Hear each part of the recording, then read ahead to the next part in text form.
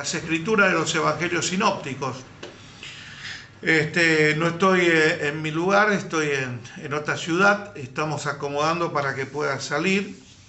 Le pido que todos los que están uniéndose al Meet puedan poner en silencio sus micrófonos y así pueda estar saliendo solamente el mío y podamos entonces continuar. No sé si están entrando, están aceptando, están entrando. Bien. Comenzamos entonces la clase de hoy que nos corresponde según los evangelios sinópticos. Estamos hablando acerca de Marcos. En el libro de Marcos estuvimos terminando ya el estudio de Mateo. Mateo nos llevó 3 clases y hemos comenzado la semana pasada con el libro de Marcos. Los libros sinópticos, por si hay gente que se está incorporando, es una palabra griega que significa ver de forma parecida o igual. El libro de Mateo, Marcos y Lucas se pueden observar y se pueden ver prácticamente las mismas historias, algunas amplificadas o con una diversa visión, pero no el núcleo del mensaje que se quiere transmitir acerca de nuestro Señor Jesucristo. Dos de los evangelistas, tanto como Mateo como el libro de Juan, que Juan no es un evangelio sinóptico, fueron apóstoles. Entonces la mirada, como siempre vengo diciendo y lo recalco, la mirada de Mateo y la mirada de Juan era una mirada presencial, vivencial, porque ellos caminaron, estuvieron con Jesús desde el inicio de su ministerio hasta luego el martirio, la muerte, la resurrección y después todo el tiempo que estuvieron participando con el Señor, aún en ese lapso de 40 días donde el Señor se manifestó con ellos y les habló a la iglesia en primera persona y fue recibido arriba en el cielo. Otros 2 evangelistas es el evangelio de Marcos, que nos compete hoy, y también el evangelio de Lucas. Marcos era discípulo de Pedro, era discípulo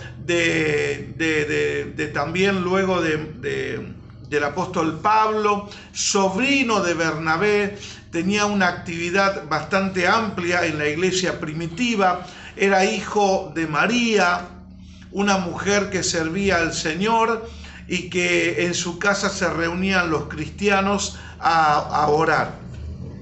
Entonces, vamos a repasar esta primera parte y vamos a seguir mirando. Lo que sabemos es que en la casa de María, la mamá de Marcos, se reunían a orar. ¿Y dónde lo dice? Bueno, lo dice ahí en el libro de Hechos.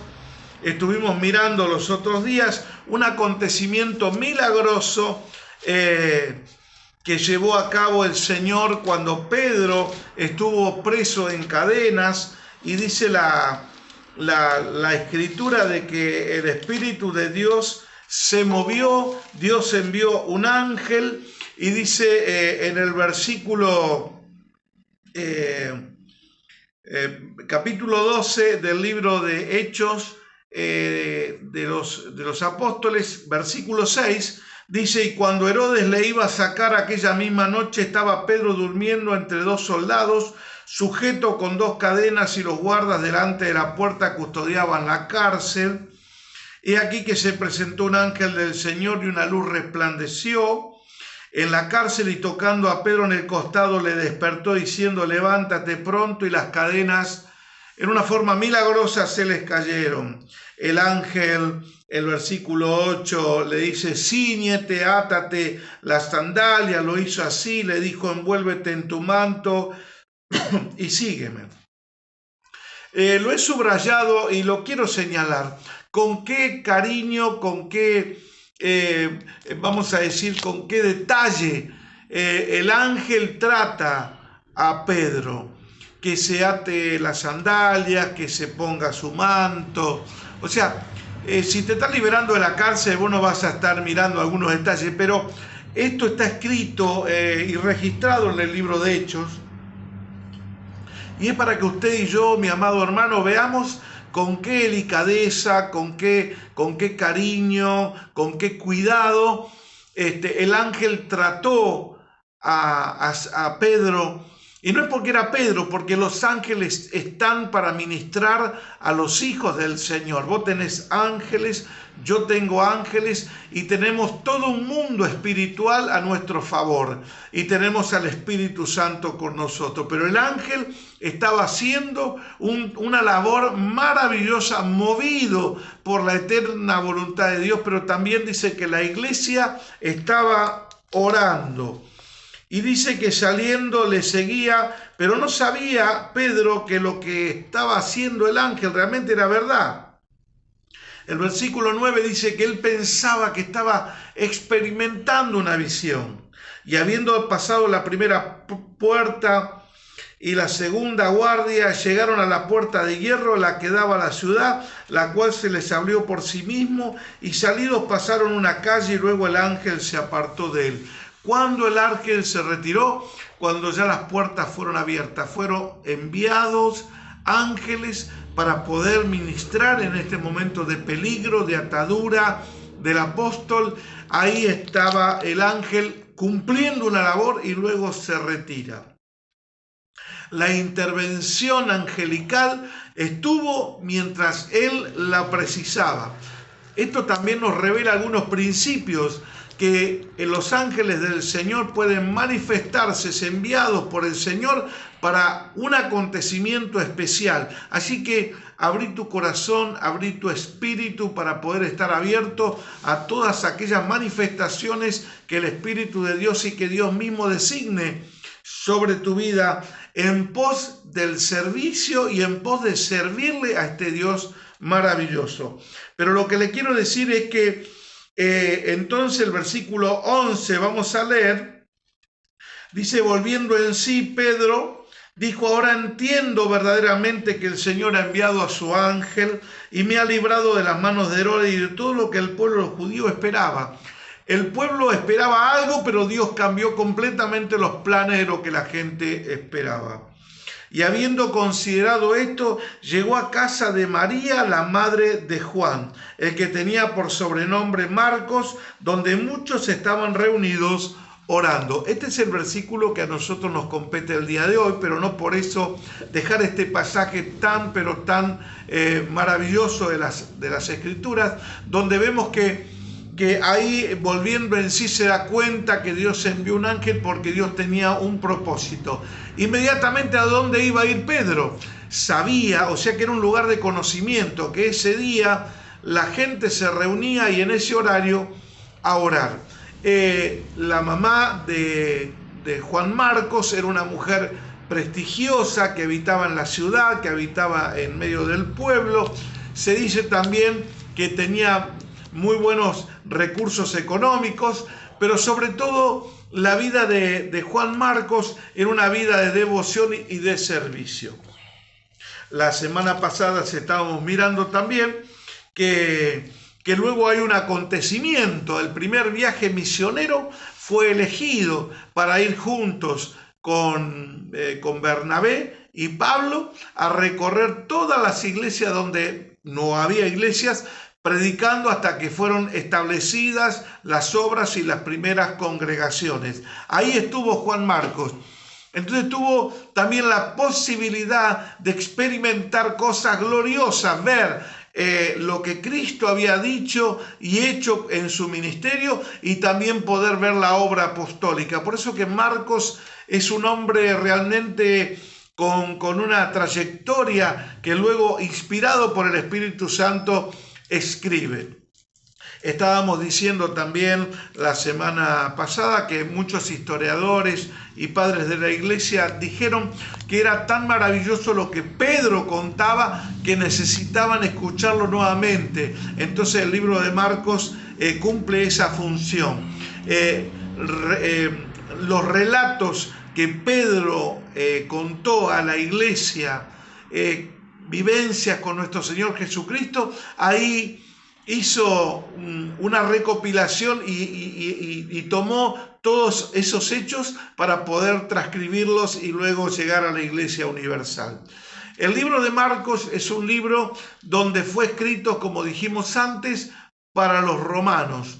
Era una visión directamente para el hombre romano común, el que estaba sirviendo al Imperio Romano. Por eso que es un libro muy dinámico, un libro muy rápido para poder entender, un evangelio, una carta donde cualquier persona de Roma podía leer y te seguía atrapando, porque es un libro de mucha actividad y de mucha vertiginosa vivencia el Señor. Fíjese que a diferencia de Mateo, Mateo comienza con la genealogía de Jesús, mostrando, porque Mateo presenta a los judíos, porque Mateo fue escrito para el pueblo judío, muestra la genealogía de rey. O sea, para poder mostrar que Jesús era rey, entonces necesitaba mostrar de quién era hijo. Pero no es así el libro de Marcos. El libro de Marcos era escrito para los romanos. Los romanos no les interesaban saber acerca si era rey o no era rey. Lo que a ellos les interesaban era qué venía a hablar este hombre que decía ser Dios. Lo curioso es que este hombre de Dios se hizo hombre. Y no como muchos misticismos y como muchas filosofías, que hay hombres que se convierten en dioses. Acá fue completamente todo lo contrario. Dios se hace hombre. Y Marcos presenta a Jesucristo como siervo. Y en su libro, que lo estuvimos leyendo a la clase pasada, pero para los que no estuvieron, y hacer un repaso, el versículo central del libro de Marcos, como es presentado Jesús, es el versículo 45 del capítulo 10.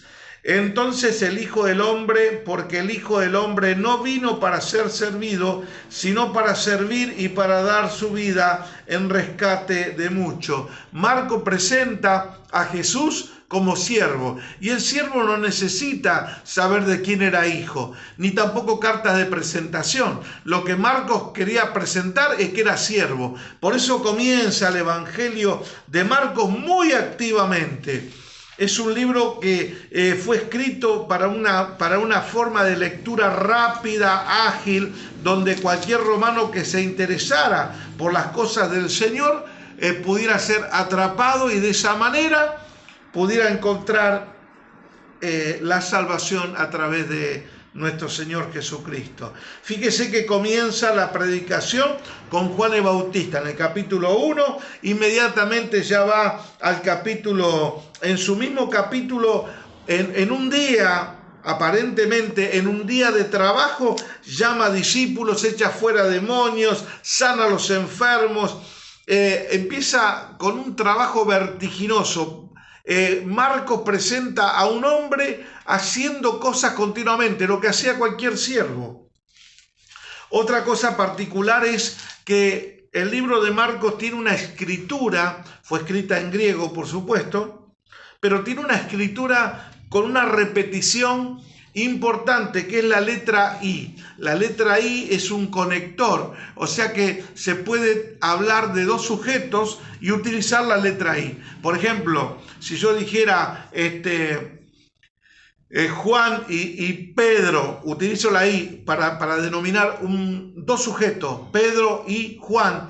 Por ejemplo, como se revela en el capítulo 3 de Hechos, subían al templo y viendo a un paralítico que era puesto ahí. O sea, el I lo que está mostrando en la forma de escritura es que luego de esa I hay una acción y de esa acción hay otra acción. Según cuántas I pongamos, revela acción. Bueno, esto es curioso en el libro de Marcos. El libro de Marcos continuamente repite las I. El libro de Marcos, según algunos que se han puesto a controlar y a contar, hay más de 1330 I. O sea, acciones y acciones. Bien, diciendo todo esto, voy a mostrar algunas cosas muy curiosas o de mucha bendición que se encuentra en el libro de Marcos. Y para eso quisiera ver algo poderoso que está en el libro de Marcos, como dije, en el capítulo 9. En el capítulo 9 del libro de Marcos dice que hay una manifestación gloriosa que ocurre, un hecho que ocurre el Señor con uno de sus discípulos. 6 días después, versículo 2 del capítulo 9, Jesús tomó a Pedro, Jacobo y Juan y los llevó aparte solos a un monte alto y se transfiguró delante de ellos. Se manifestó la gloria que tenía interna, se manifestó. Y sus vestidos se volvieron resplandecientes y muy blancos como la nieve, y tanto que ningún lavador en la tierra los puede hacer tan blancos. Y les apareció Elías con Moisés y hablaban con Jesús. Qué curioso, aparecen dos personajes, uno es Elías y el otro es Moisés. ¿Y por qué aparecen estas dos personas? Bueno, acá nos damos cuenta de que no han muerto, porque tanto Elías fue, los que conocemos las escrituras y la historia, Elías fue levantado en un torbellino al cielo. ¿Se acuerdan? Y lo pudieron ver algunos profetas y lo pudo ver Eliseo, el que fuera luego su sucesor. Y el otro personaje que está escrito aquí era Moisés. Bueno, Moisés también dice que fue sepultado por Dios. Hay algunas diversas historias, pero incluso también en los libros dice que incluso el arcángel Miguel luchaba con Satanás por el cuerpo de Moisés. ¿Qué sentido tiene luchar por un cuerpo muerto? ¿No es cierto? O sea, no tiene mucho sentido. Esto da lugar a que el Señor en un rapto, en un momento se lo llevó tanto como Elías. Estas dos personas estaban en la presencia de Dios y aparecen aquí en esta transfiguración. Y dice el versículo 5, y Pedro dijo a Jesús: Maestro, bueno es para nosotros que estemos aquí, hagamos 3 enramadas, uno para ti, otra para Moisés y otra para Elías, porque no sabía lo que hablaba, pues estaba espantado. Y también los discípulos estaban espantados. ¿Qué es una enramada? Quería ser un lugar de adoración, de veneración, ¿no? Pero no era la manifestación que estaba esperando. ¿Pero por qué llamó? Primeramente, no llamó a todos los apóstoles, llamó solamente a 3 de ellos, a Pedro, a Juan y a Jacobo, porque tuvo un núcleo interno donde él se quiso y se quería manifestar. Pero fíjense que las ropas no fueron las que resplandecieron, sino que luz salió de él. Él manifestó su gloria, él manifestó su poder. Elías manifiesta a los profetas y Moisés representa a la ley. Y acá se une la voluntad eterna de Dios de resumir todo en su Hijo. Resumir la ley, resumir los profetas en lo que era ahora su Hijo. Dios habló de muchas maneras, dice el apóstol Pablo, pero ahora ha hablado por su Hijo. Y fíjese el versículo 7, entonces vino una nube que les dijo, que les hizo sombra, y de la nube una voz que decía: este es mi Hijo amado, a él oíd. O sea, fíjese que repite la misma frase que la dice en el bautismo, cuando él fue a ver a Juan, que nosotros conocemos como Bautista, hijo de Zacarías. Cuando él va al bautismo y sale del bautismo, una nube también, y con voz muy estruendosa, dice: este es mi Hijo amado en quien estoy complacido, o en quien tengo complacencia. El reconocimiento de Dios por su Hijo. Pero ahora, en este acontecimiento privado, podemos decir, donde está Elías, donde está Moisés y donde están sus 3 discípulos, que luego fueron apóstoles, esta misma voz dice: este es mi Hijo amado, a él oíd. Ya no es tiempo de la ley, ya no es tiempo de los profetas, es tiempo de que escuchemos a Jesús. Esto es importante, determinante para nosotros los cristianos. Y Marcos lo plasma en el libro, pone este hecho, realmente este suceso maravilloso. Versículo 8, y luego cuando miraron no vieron a nadie más consigo sino a Jesús solo, y descendiendo ellos del monte mandó que a nadie dijesen lo que habían visto, sino cuando el Hijo del Hombre hubiese resucitado a los muertos. No lo cuenten ahora, esto no es para ahora, esto es para luego. Algo curioso, queridos hermanos, que deseo compartirlo. Fíjense que Jesús, cuando sanaba a los enfermos, a muchos de ellos, hay un hecho, un leproso, no se lo cuentes a nadie, lleva la ofrenda al templo, pero no se lo cuentes a nadie. Por supuesto que el leproso, aparte de ir a ver al sacerdote como mandaba la ley, lo contó a todo el mundo. ¿Por qué Jesús decía esas cosas? Bueno, hay varios pensamientos y hay varias líneas de pensamiento, pero una de las más importantes es que Jesús no quería ser mostrado simplemente como un curandero o un sanador. Él quería ser mostrado como el Mesías, el Hijo de Dios, mostrando el amor eterno por Dios y por la humanidad. Que Él venía a cumplir lo que la Escritura decía de sí mismo. Porque muchos sanadores salían por allí y muchos ofrecían salud y ofrecían también sanaciones. Pero Jesús no quería ser uno más, aunque Él hizo milagros, echó fuera demonios, mostró su poder sanando en forma pero portentosa. Pero no quería ser denominado de esa manera, sino que Él quería mostrar la gloria del Padre, revelar al Padre a nosotros. Por eso que dijo, esto no lo cuenten, pero sí luego que yo resucite cuando esté en la gloria, entonces sí háblenlo. Lo dice el versículo 9, me dice, y si no cuando el Hijo del Hombre hubiese resucitado a los muertos. Ahí tienen que contar esto. Curioso, ¿cuándo lo tienen que contar? Cuando el Hijo del Hombre resucite de los muertos. O sea que Jesús estaba mostrando anticipadamente un misterio a estos 3 discípulos que lo tenían que contar luego. Hay cosas que Dios habla en la intimidad con nosotros. La pregunta sería si tenemos que contar todo lo que Dios nos dice, si es que tenemos alguna revelación de parte de Dios. Continúo. Y ahí preguntaban diciendo, el versículo 10, y guardaron la palabra entre sí discutiendo. O sea, guardaron la palabra, pero había algunas cosas que no entendía.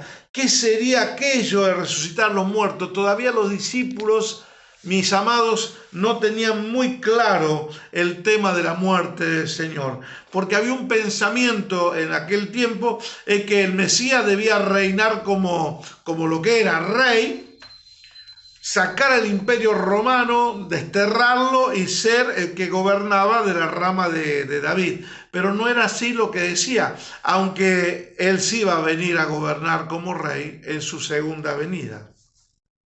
Y no es que en la primera que vino no vino como rey, era rey, pero vino primeramente a ofrecerse como el cordero inmolado para morir por nosotros y para redimir toda la tierra, lo que Dios había planeado desde el principio, poder redimir todo esto y entregárselo otra vez a su Padre. Respondiendo, él les dijo, Elías a la verdad vendrá primero y restaurará todas las cosas, como está escrito del Hijo del Hombre, que padezca mucho y sea tenido en nada. Cuento un detalle también. Técnicamente, Juan el Bautista era sacerdote. Si usted mira históricamente, a cada rey lo presentaba un sacerdote. Si pensamos en Saúl, Samuel presentó a Saúl como rey. Luego que Saúl desobedece y es corrido del reino, Dios levanta a otro hombre que es a David, quien fuera rey. ¿Y quién lo presenta? Lo presenta Samuel. Así todos los profetas y los sacerdotes presentaban a los reyes.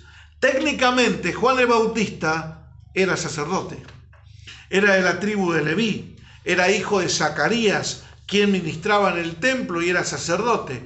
Solamente que el Señor se lo lleva al desierto y allí Juan el Bautista mantenía una relación privada, íntima con el Señor hasta el tiempo que Dios le anunció y volvió a Jerusalén. Y su forma de vestir y su forma de comer y su forma de vivir no era ni parecida con los demás sacerdotes, porque Dios lo preservó de la contaminación religiosa.